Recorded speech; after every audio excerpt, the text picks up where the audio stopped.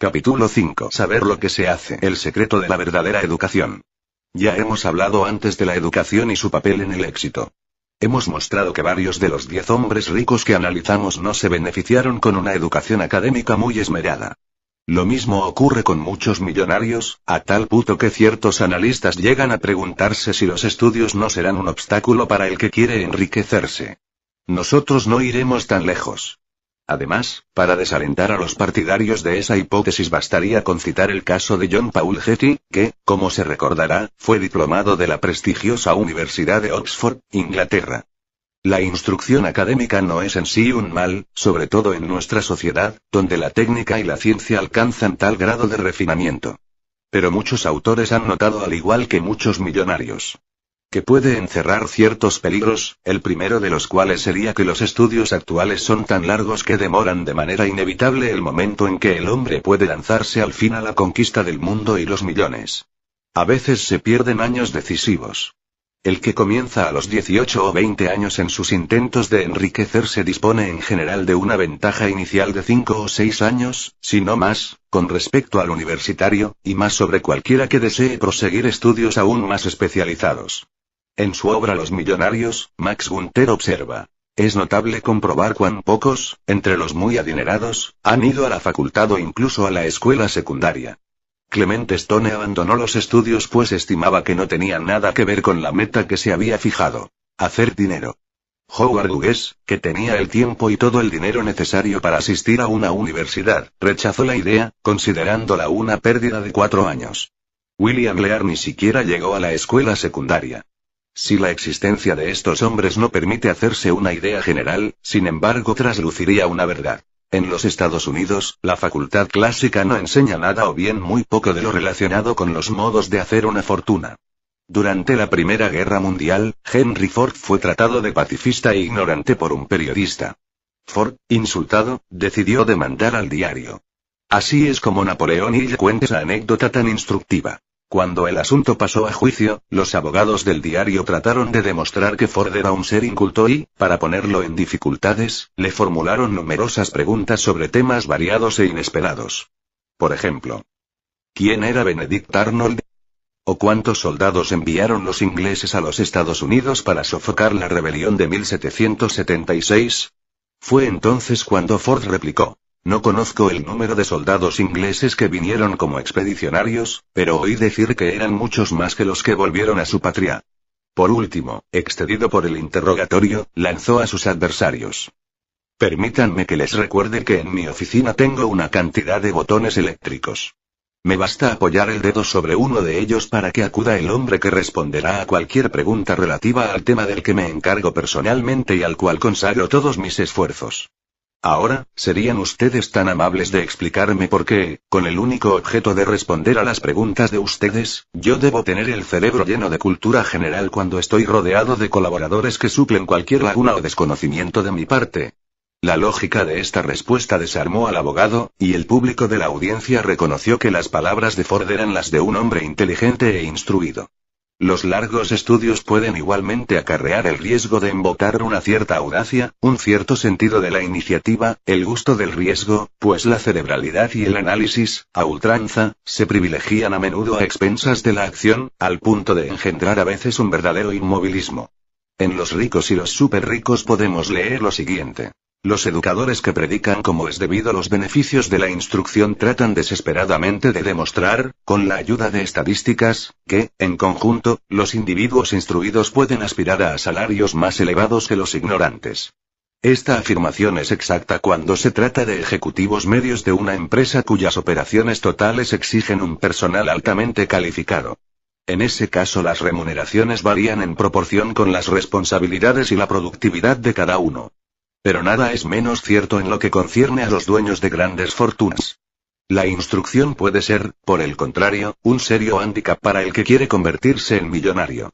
Y el autor prosigue así: en efecto, la educación suele desarrollar en el individuo una cierta propensión a los escrúpulos. Esto lo perciben vagamente los neoconservadores que reprochan a las instituciones escolares su tendencia comunista. Pero los escrúpulos constituyen un obstáculo casi infranqueable para el aprendiz de millonario, que en todas las circunstancias, debe mostrarse oportunista. Sin embargo, por ambicioso que sea, si durante años ha adquirido el hábito de presentar rendiciones de cuentas fieles, de hacer traducciones exactas y experiencias de laboratorio minuciosas, su temperamento queda inevitablemente marcado por esa disciplina. Si se lanza a la conquista de la fortuna en un mundo en que las contraverdades hipócritas, las promesas falaces, son moneda corriente, tendrá que adaptar su comportamiento al medio en el cual evoluciona.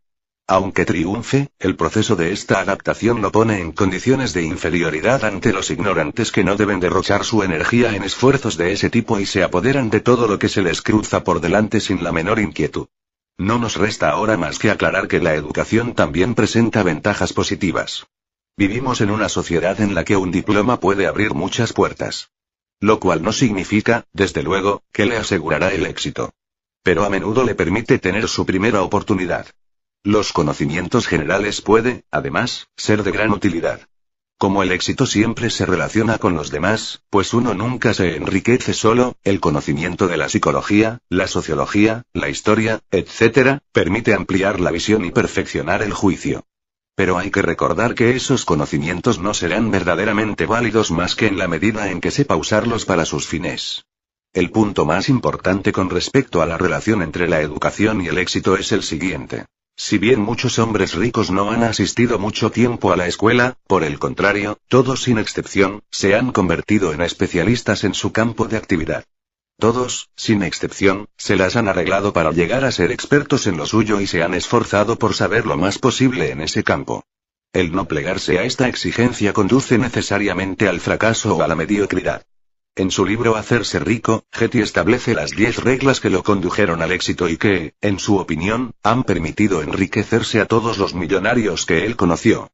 No es casual que la primera regla que cita contenga los principios siguientes, que, como veremos, no solo se aplican al que quiere montar un negocio o trabaja ya por su cuenta, sino también a todos los asalariados que desean subir rápidamente los escalones de la jerarquía y enriquecerse en consecuencia. El hombre que desea lanzarse a los negocios por su cuenta debe elegir un campo de actividad que conozca y comprenda bien. Evidentemente, no sabrá todo lo que hay que saber desde el principio, pero no debería comenzar antes de haber adquirido una buena y sólida formación en el campo elegido. Además, es por esta razón que, para aquellos que piensan dedicarse a los negocios, resulta más fácil hacerlo en el campo que conoce, en el que han trabajado para otros, spin-off. La regla enunciada por Getty, parece ser, a sus ojos, la condición básica del éxito y que es repetida por muchos autores serios, no debe aplicarse solo antes sino también durante toda la carrera del individuo. El desarrollo espectacular de la información y la cantidad creciente de investigadores en todos los dominios hacen que los conocimientos evolucionen muy rápido. Vivimos en una sociedad en veloz mutación y, por decirlo así, constante. El individuo que desea triunfar debe vivir en un estado de instrucción permanente, buscando aprender sin cesar siempre más sobre su actividad. Lo que se aprende hoy puede no servir dentro de 5 o 10 años. Para seguir la evolución rapidísima de la sociedad, hay que estar constantemente alerta, vivir en un estado de curiosidad permanente. Al saber lo más posible sobre su campo de actividad, volverse el mejor es una regla absoluta. Esa es la forma de educación de los hombres ricos. Además, la mayoría de los empresarios de éxito, contrariamente a ciertos dirigentes de formación más académica, no tienen miedo de ensuciarse las manos, es decir, trabajar al mismo nivel que cualquiera de sus obreros. Su voluntad de saberlo todo en su especialidad puede, en algunos casos, parecer excesiva, o incluso maníaca, y sin embargo es esa determinación a llegar a lo más profundo, a tomar nota de los menores detalles, lo que muchas veces ha asegurado su éxito. Pues el éxito se debe con frecuencia a una serie de pequeños detalles que los que no triunfan encuentran insignificantes, o ni siquiera advierten. Ray Kroc se torna casi lírico cuando habla de las hamburguesas, y confirma el principio que acabamos de enunciar. Tomemos, por ejemplo, el pancito de la hamburguesa. Hay que tener una mente poética para encontrar belleza en esos pancitos. Y sin embargo, es más extraordinario encontrar gráciles la textura y la forma suavemente redonda de esos pancitos, que pensar afectuosamente en el diseño de una mosca artificial para la pesca o en la textura y los colores del ala de una mariposa. No, si usted es un hombre McDonald. No, si usted considera a ese pan como un elemento esencial en el arte de servir rápidamente una gran cantidad de comidas. Entonces, esa masa redonda de levadura se convierte en un objeto digno de un estudio serio. La manera como Ray Kroc habla de las papas fritas no es menos sorprendente, en todo caso para el profano. Se diría que se trata de una verdadera novela policial en la que él busca descubrir el secreto del gusto maravilloso de las papas fritas de los hermanos McDonald, en la época en que todavía no les había comprado la empresa. Trató de mejorarlas constantemente hasta que encontró la fórmula ideal. Esfuerzos que, naturalmente, dieron buenos frutos, pues buena parte de la popularidad de McDonald's se debe al sabor particularmente delicioso de sus papas fritas. Spielberg es también un maníaco del cine, pues se mete en todos los niveles de la producción de cada película, desde el guión, es obvio, hasta la elección de los actores, la música, el montaje y los efectos especiales. No deja nada librado al azar y controla celosamente cada etapa. Convertirse en el mejor en el propio campo de actividad, llegar a ser especialista en lo suyo, es todo lo contrario de la superespecialización. Como las acepciones de estos términos son diversas, establezcamos de entrada la distinción. Especializarse es saber, o esforzarse por saber, todo con respecto al propio dominio. Superespecializarse es no conocer más que una parte, conocerla a fondo, sin duda, pero en detrimento de otros aspectos. Lamentablemente, la educación actual suele tener la tendencia a producir personas superespecializadas. Pero ningún hombre rico puede considerarse entre los superespecializados. Cada uno de ellos conocía, o se esforzaba por conocer, todos los aspectos de su campo de actividad. Honda, por ejemplo, no vacilaba en bajar a los talleres, incluso cuando era ya presidente de la empresa. Hombre sencillo pese a su prestigio, nunca dejó de querer aprender más, como lo muestra la historia de su vida. Yo seré el Napoleón de la mecánica. Soichiro Honda. Soichiro Honda nació en 1906 en una pequeña ciudad de Japón. Desde su más temprana infancia, los motores ejercieron en él una fascinación misteriosa. En verdad, rara vez una vocación se declara de manera tan precoz. En efecto, Honda evoca en sus recuerdos que ya a la edad de 2 o 3 años experimentaba una viva emoción al ver, y sobre todo al oír, una máquina que descascaraba arroz en una granja vecina. Esa fue mi primera música, dice. Yo percibía, desde nuestra casa de madera, al humito blanco que desprendía. Un día le pedí a mi abuelo que me llevara allí. Después se transformó en un hábito, y amaba el olor del combustible, que apestaba, el ruido que hacía, las nubes de humo que lanzaba, y me pasaba horas agachado observando la máquina mientras mi abuelo me apresuraba a volver a casa. Ese gusto precoz por las máquinas, Honda lo heredó de su padre. Mientras que todas las familias del pueblo se dedicaban exclusivamente a la agricultura, el padre de Soichiro, haciendo grupo aparte, se apasionaba por todo lo concerniente a las nuevas tecnologías modernas de principios de siglo. Así, poseía un taller de reparaciones para las máquinas agrícolas, y más tarde abrió un taller de bicicletas. De algún modo le abría el camino a su hijo, para que éste pudiera iniciarse desde muy joven en el misterio de las máquinas. A causa de sus actividades, los apacibles habitantes del pueblito japonés no demoraron en considerar un marginal al padre de Soichiro. Predijeron fracasos y ruina para su familia. ¿Cuántas veces iba a oír Soichiro esas profecías de desgracias a lo largo de su fabulosa odisea? Pero cada vez demostró que la música chillona de esas voces pesimistas no podía aniquilar su fe. En la escuela, el joven Honda se reveló mal alumno. Gracias a sus astutos cálculos de perspectiva, siempre lograba ubicarse en clase en un lugar que quedara fuera del campo de visión del maestro. Allí se encontraba a sus anchas para soñar o pensar en alguna invención diabólica. En la escuela obtenía malas notas. Eso no me causaba ninguna pena. Mi universo estaba en otra parte, entre las máquinas, los motores y las bicicletas. Ya a los 8 años construyó él solo una primera bicicleta. Y si no le gustaba estudiar, era también porque la naturaleza le había dado un cuerpo feo, o al menos débil. El complejo de inferioridad que concibió a causa de ello influyó bastante en su férrea voluntad de distinguirse a cualquier precio, pero tomando otras sendas. Su caso, como por otra parte el del joven Spielberg, es otro ejemplo de las virtudes a veces sorprendentes de la frustración, de las cuales ciertos individuos pueden extraer enormes beneficios. El joven Honda sufría mucho por salir siempre entre los últimos en las competencias deportivas e incluso en las carreras a pie organizadas entre pueblos. En la escuela, encontraba siempre alguna excusa para declararse enfermo en las clases de educación física. Ese cuerpo débil, él quería magnificarlo a través de las máquinas. Así era como iba a desquitarse. Sus palabras con respecto a esto son más que lúcidas. Le tomé el gusto a las competencias de motos o automóviles porque así podía ganar, y a mí me encantaba ganar. De ese modo me vengaba de los otros, de mis pobres capacidades físicas, de mi cuerpo. Yo podía utilizar para ganar otros talentos, mi cabeza y mis manos. Entonces me enamoré de las máquinas, que ayudaban a mi cuerpo a ganar y a hacer de mí un vencedor. Un día, Soichiro quiso aprender a nadar. En la escuela, los grandes sabían nadar en su mayoría. Honda le preguntó a uno de ellos su secreto. Oh, es muy simple. Le replicó el chico más grande.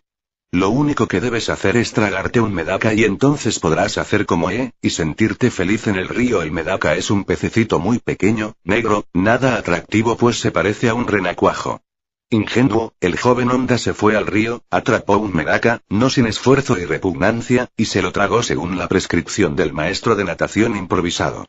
Además, había tenido la precaución de beber una gran cantidad de agua, de manera de tornar más confortable la muerte del pececito. Conmovedora atención. Más o menos confiado en las virtudes de esa martingala, el joven Soichiro se tiró al agua, pero, como ya se dará cuenta, se fue a pique. Afortunadamente, no era del todo tonto y no se tiró a aguas demasiado profundas. Después de varios intentos infructuosos, pero sobre todo después de haber tragado muchísima agua, se rindió a la evidencia. El milagro no se producía siempre. ¿Habría omitido seguir alguna instrucción del chico más grande? Tal vez la naturaleza lo había condenado, a causa de su constitución endeble, a no poder disfrutar jamás de los placeres de la natación. Contrariado pero no resignado, Honda volvió a ver al grande para quitarse las dudas. Tú eres muy robusto, le explicó el chico. Vuelve al río. Traga un medaka más grande y verás cómo funciona. El consejo, además de haber sido dado con gran seguridad, poseía la virtud de tener una apariencia científica. Muy contento, y obstinado como era, nuestro neófito volvió al río y le costó mucho encontrar un medaka de la dimensión recomendada. Hay que agregar que esos pececitos son muy rápidos y hábiles. Como se imaginará, esa segunda tentativa tuvo el mismo resultado que la primera.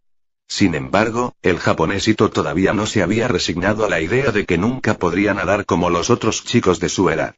Se puso a recorrer como los otros chicos de su edad. Se puso a recorrer el borde del río y repitió varias veces la experiencia. Tragaba un medaka, se zambullía. Al fin, aprendió a nadar. El milagro se hizo. Unos años más tarde comprendí que el milagro residía en mi voluntad y en mis tentativas frustradas, en que, a fuerza de tragar agua, había aprendido a nadar, y... Creer profundamente en una cosa nos permite a todos encontrar en nosotros mismos una fuerza inmensa, y superarnos. Si nos hemos demorado en esta anécdota, no es tanto por su rareza sino porque ilustra de manera divertida un principio fundamental del éxito. La necesidad absoluta de la fe.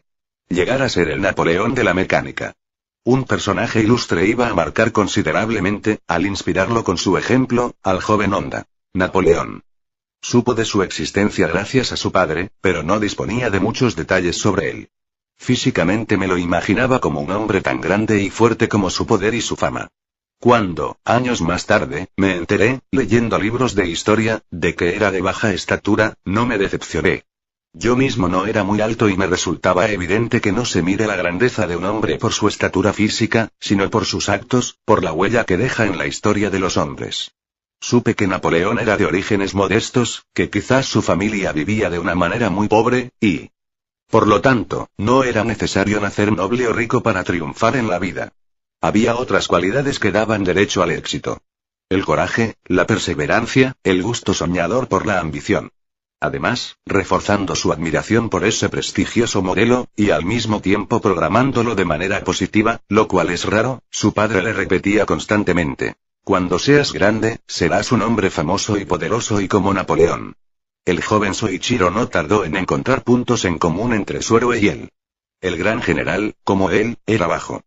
Al igual que él, sus orígenes eran modestos.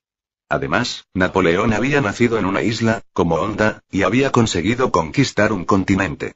Lo que más conservé de ese hombre fue una suerte de moral, de filosofía, que guió todas sus orientaciones futuras. Las de pequeño estudiante de familia pobre que logró mofarse de los reyes y declarar la revolución para dominar al occidente entero. Y yo también, algún día, iba a ser como Napoleón, el modelo de todas mis ambiciones infantiles, porque todos tenemos derecho a conservar nuestros sueños locos. Poco intelectual por naturaleza, Honda se dedicaba a la lectura de una sola cosa. Una revista técnica llamada El Mundo de las Ruedas. Fue en una de las páginas de esa revista donde encontró un día un pequeño aviso que pedía los servicios de un aprendiz de mecánico para la compañía Ark Shokai, de Tokio. Se presentó al empleo.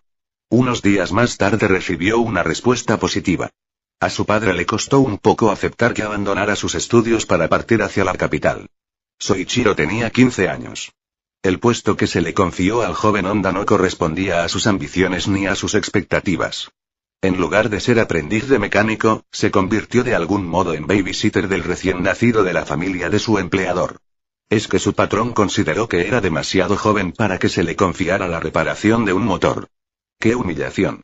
Estaba tan cerca de la meta, y sin embargo no podía alcanzarla. Eso aumentó mi voluntad.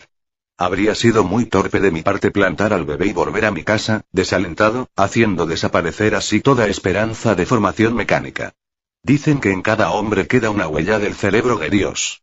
Yo creo que debo a esa huella, que me dio paciencia y la determinación de quedarme en Tokio, hasta esperar que se presentara la ocasión, el haber podido aguardar el momento propicio para empezar verdaderamente en lo que me interesaba. Honda supo extraer provecho de la situación.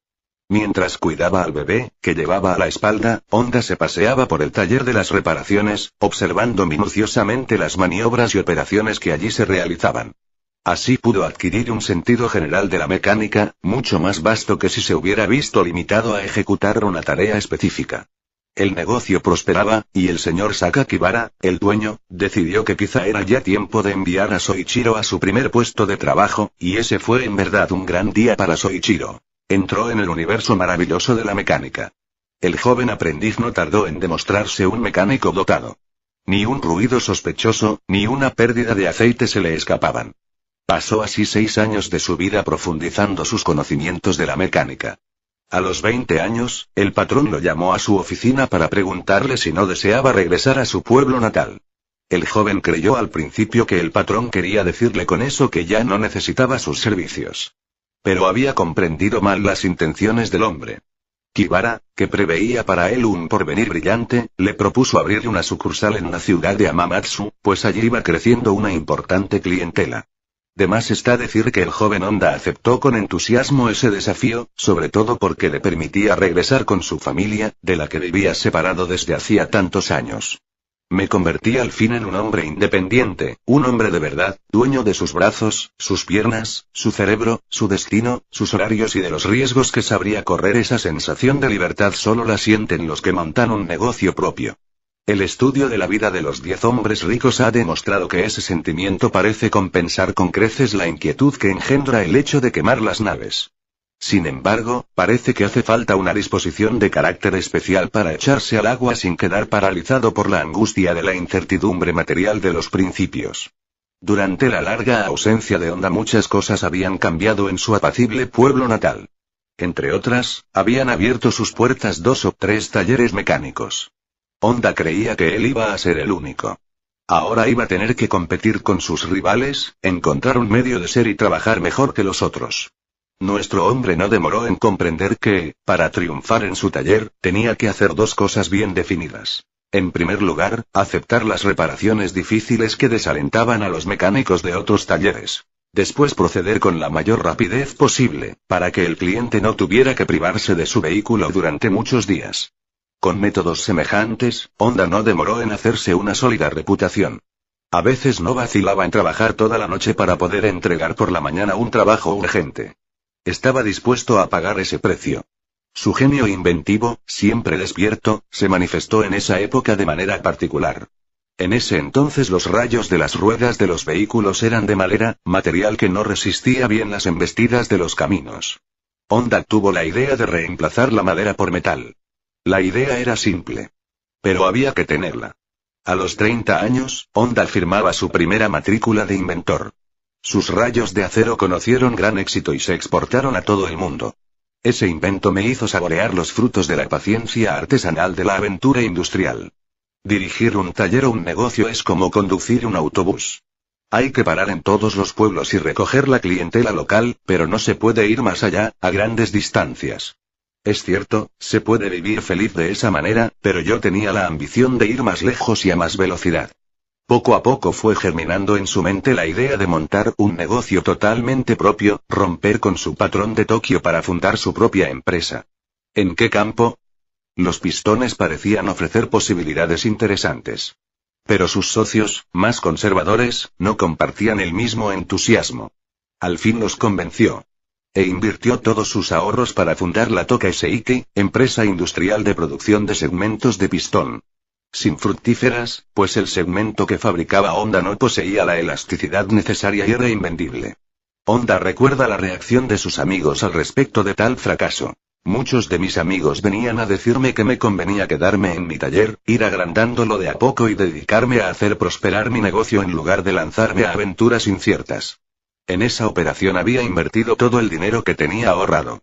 Me sentía responsable de las personas a las que había arrastrado conmigo y me decía que, a los 30 años, al cerrar el taller, tal vez había dejado pasar mi oportunidad y había quemado ya todas mis naves.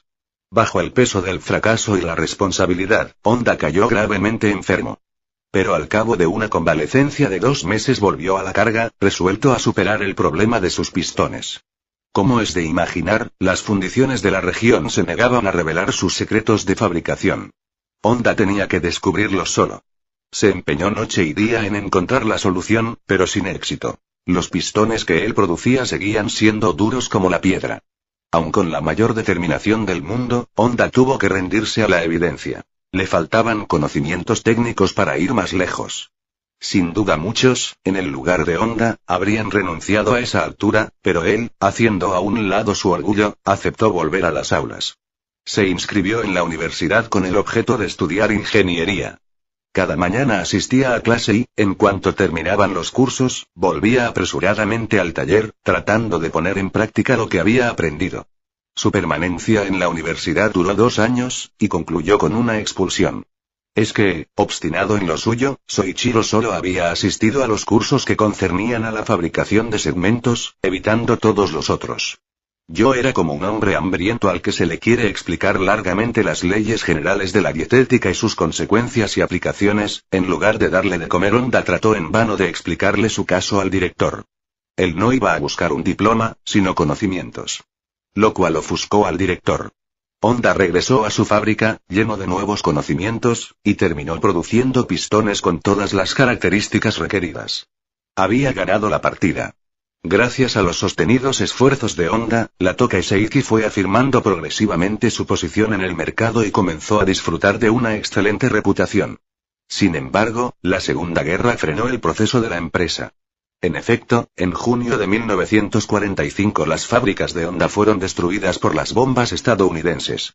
En 1946, después de la guerra, tras un año sabático que empleó para elaborar diversos inventos, y para reflexionar, Honda, siempre optimista pese a la morosidad general, decidió crear solo, para salvaguardar su total independencia, el Laboratorio de Investigaciones Técnicas Honda. Tenía una pequeña idea en la cabeza. La situación del país parecía desesperada para la mayor parte de los industriales. Pero el diagnóstico de Honda era muy otro. Los transportes comunitarios habían sido prácticamente destruidos por los bombardeos. No quedaban, para asegurar el servicio, más que algunos trenes y autobuses, insuficientes. Los automóviles eran escasos, como también la nafta, cuyo precio había subido mucho. Desde luego, los japoneses habían vuelto a la bicicleta, que era el medio de transporte más difundido. La idea de Honda era simple, pero brillante.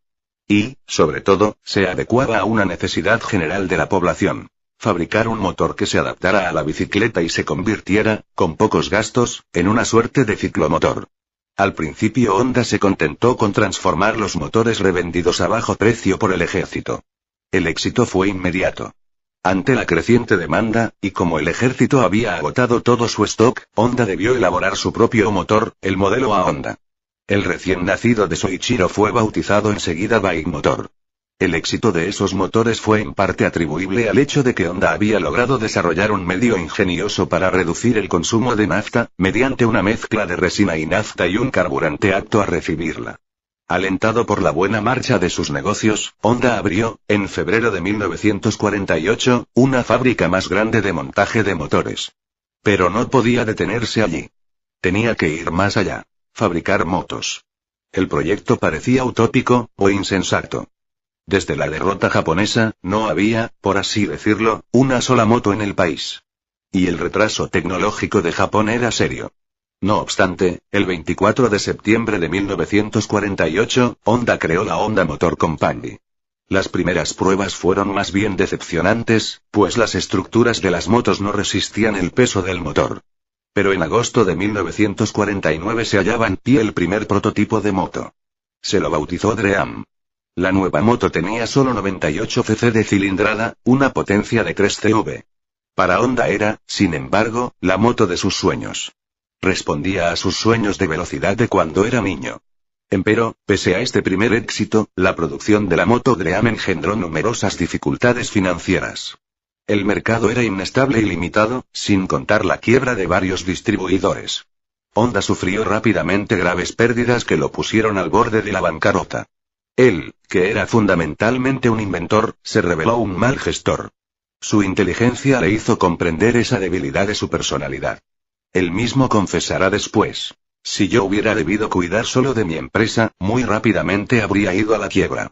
Pero uno de sus antiguos amigos fue a ver a Takeo Fujisawa, un gestionario de gran talento, que fue quien de cierto modo salvó a la sociedad Honda.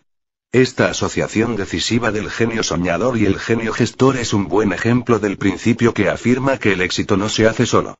Con respecto a la importancia del factor humano, Honda dirá: cuando hago el balance provisorio de una vida, mido cuánta importancia tienen las amistades y las relaciones, cuánto más valen que todos los inventos de máquinas, pues ellas nos permiten multiplicar nuestra visión de las cosas y asociarnos a 1000 experiencias diferentes que de otro modo no habríamos conocido. Lejos de desalentarse por el fracaso de la moto Dream, Honda elaboró un nuevo modelo revolucionario, más rápido y silencioso que el anterior. 10 años más tarde, ese mismo modelo iba a ser copiado por todos los fabricantes del mundo. En el fondo, confesará Honda, no lamenté las primeras reacciones del público, pues ellas me obligaron a exigir más a mis talentos e imaginar un motor muy avanzado a su época, buena prueba de que en cada fracaso, por resonante que sea, se encuentra el germen de un beneficio mayor, de que no hay que dejarse abatir por el infortunio. La máquina obtuvo un éxito monstruoso, y muy pronto se fabricaban 900 unidades por mes. Honda tuvo que pensar en una producción mayor, en modernizar la fábrica, hasta en abrir otras. Para ello le hacían falta capitales, muchos yenes. Para alguien que no pertenecía al establishment japonés, que era un self-made man en todo el sentido de la palabra, no resultaba muy fácil convencer a los bancos de que le prestaran dinero. Pero Honda se mostró convincente y finalmente los banqueros le otorgaron el dinero necesario. Modernizó enseguida la fábrica y produjo masivamente un nuevo ciclomotor, a razón de 25.000 unidades por mes, con una red de 13.000 concesionarios Honda. El hombre se volvió pronto millonario, pues era dueño de 5 fábricas que llevaban su nombre. A Honda le quedaba todavía otro desafío, el demostrar al mundo que Japón, por su intermedio, sabía construir motos tan fiables y rápidas como las europeas. Partí de la convicción simple de que, si otros llegaban a construir máquinas tan rápidas, no existía razón alguna para que yo no pudiera hacer lo mismo. Honda viajó a Europa y compró las mejores motos entonces disponibles en el mercado. De regreso a su país, las desarmó, las estudió meticulosamente y creó a partir de ellas su propia moto de carrera. Las motos Honda participaron muy pronto en competencias. No demoraron en ganar premio. En el transcurso de algunos años, la reputación de la marca Honda franqueó todas las fronteras, y los diferentes modelos, del scooter al de carrera, inundaron el mercado. Además, con el correr de los años se establecieron filiales en todo el mundo, desde los Estados Unidos hasta Alemania, Francia, Inglaterra, Suiza, Bélgica, Australia, Canadá, Brasil, México, Perú, Tailandia y había llegado el momento de lanzarme a la realización de otro sueño. Intentar la victoria en Fórmula 1. Era un poco como tentar lo imposible. Pero había tomado mi decisión. Pondría en ello el tiempo que hiciera falta, pero nada podría impedirme vencer lo que había conseguido con las motos. Quiso hacerlo con los automóviles. Y, en 1962, la sociedad Honda declaró oficialmente que se lanzaría al mundo de la fabricación de automóviles. Al pequeño japonés no le aguardaba una tarea fácil y, como David, debía afrontar un duelo semejante con el Goliat de los Estados Unidos, que dominaban el mercado. Tal como lo había hecho con las motos, fue mediante las competencias como se instaló en el mercado. Eligió hacer su ingreso en el mundo hermético de la Fórmula 1. Pese a las innumerables dificultades iniciales, el 24 de octubre de 1965 Honda vio que se cumplía su sueño. Uno de sus autos obtenía el primer puesto en una gran competencia. Los autos Honda habían superado a rivales tan prestigiosos como los Ferrari y Lotus, que llevaban muchos años de competencias e investigaciones. Fortalecido por sus primeros éxitos, Honda resolvió, en 1967, fabricar vehículos destinados al gran público. Fiel a la inspiración que le había hecho construir motos de consumo económico, Honda se propuso fabricar vehículos pequeños. Su instinto le sirvió más allá de las expectativas, pues la crisis del petróleo de los años 1970, en ese momento todavía imprevisible, le iba a dar al fabricante japonés una formidable ventaja sobre sus competidores, concentrados sobre todo en coches grandes. En efecto, en el momento del shock petrolero sus rivales debieron repensar por entero sus vehículos en función del ahorro de combustible. La industria estadounidense iba a tardar 10 años en repensar toda su filosofía del automóvil. Mientras los rivales pensaban, Honda inundó el mercado con un autito que los consumidores le arrancaban de las manos: el Honda Civic. Además, Honda fue uno de los primeros fabricantes en munir a sus vehículos de un sistema anticontaminación.